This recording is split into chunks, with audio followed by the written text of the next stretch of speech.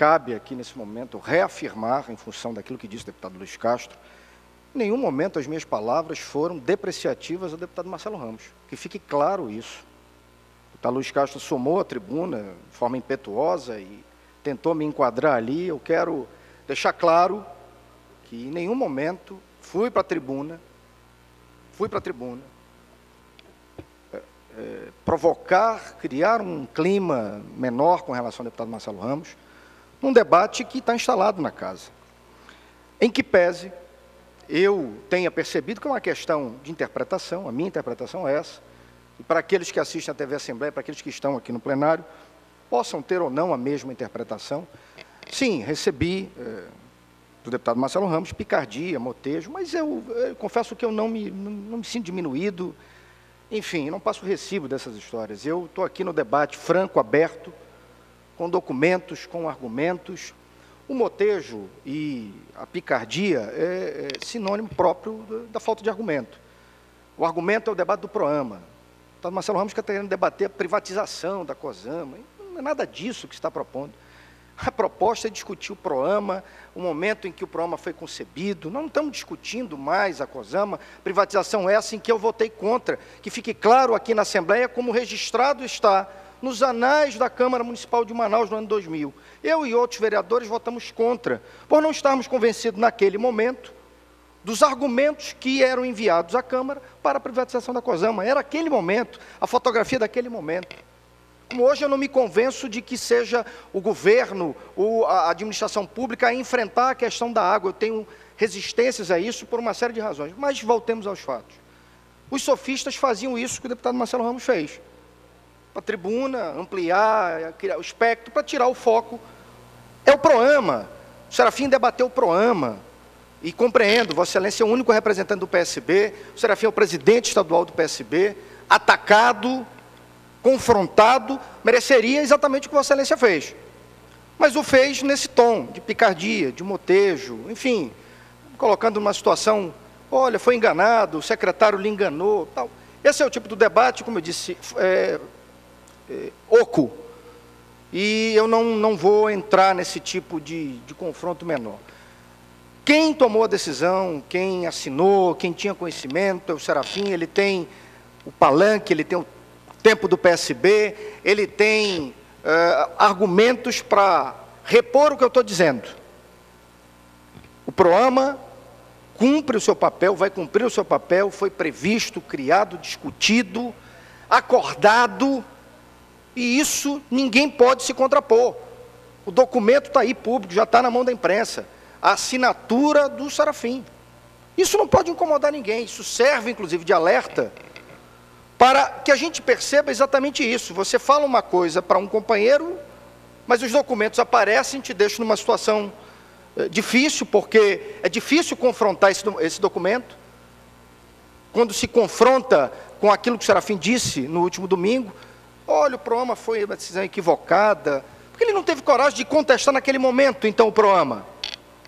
Ninguém pegou na mão do Serafim para que ele assinasse o documento que dava o ponto de partida para o investimento do governo do Estado naquela época. Aí é perigosíssimo, porque ninguém pode ter um prefeito, um gestor de uma cidade, metrópole como Manaus, que não tem coragem, que não tem a determinação, que não tem impetuosidade de levar a peito, a ferro e a fogo, decisões.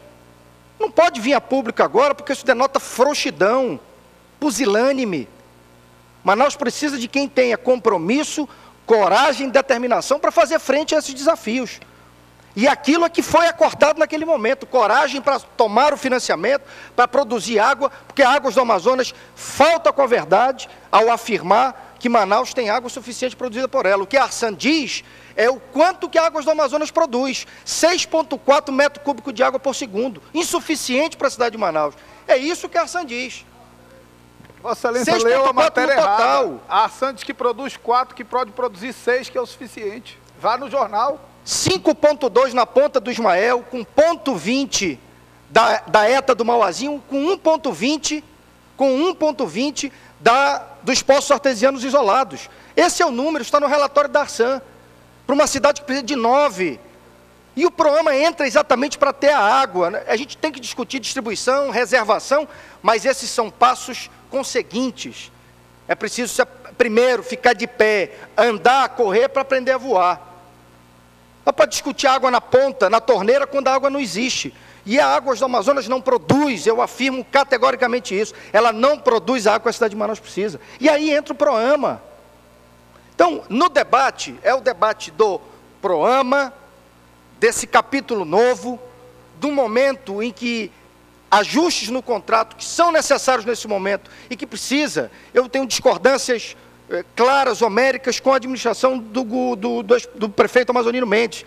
Mas é certa a sua colocação, eu tenho que dar mão palmatória quando diz, eu preciso rever esse contrato da empresa Águas do Amazonas, que o faça, que reveja, que corrija os absurdos cometidos pela administração do Serafim, de diminuir metas, de ampliar para medir a qualidade do serviço, deputada Conceição, quando a coisa era aritmética, tem que ter água 20 horas por dia para colocar mais de 12 ou menos de 12.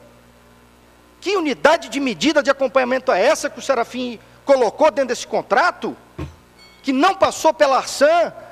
Enfim, eu pronto, senhor presidente, para o debate, sem picardia, sem motejo, com argumentos, com vibração, porque é o debate, sim, que a Assembleia vai enfrentar. Não é só porque é momento eleitoral, mas porque aqui nós autorizamos a construção do PROAMA. O financiamento foi autorizado por esse parlamento, e esse parlamento tem politicamente e até administrativamente responsabilidade com relação a esse empreendimento para que ele cumpra o seu papel. E da minha parte, e com certeza da parte dos demais deputados que compõem a bancada, que dá sustentação ao governo, a convicção de que o PROAMA cumpre o seu papel a partir do momento que prefeitura, empresa, governo sentem e articulem o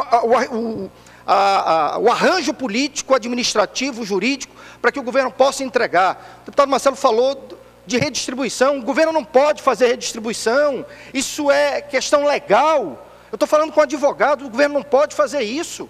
É inconstitucional, é legal o governo investir em redistribuição. O que o governo fez foi criar uma rede de reforço para entregar na rede de distribuição a água que precisa ser distribuída pela empresa Águas do Amazonas.